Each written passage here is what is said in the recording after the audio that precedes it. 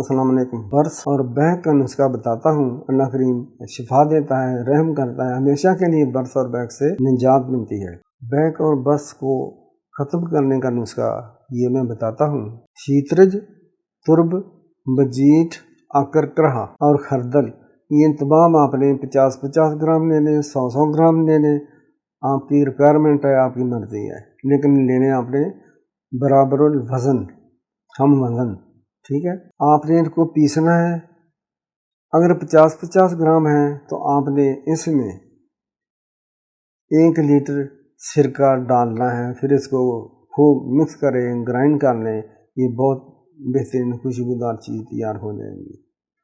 इसको इस पेस्ट को, इस लई को आप बीमार जगह पर, जो बर्स है, जो बहक है, इस पर अप्लाई करेंगे, लगाएंगे। मालिश करने की ज़रूरत नहीं है।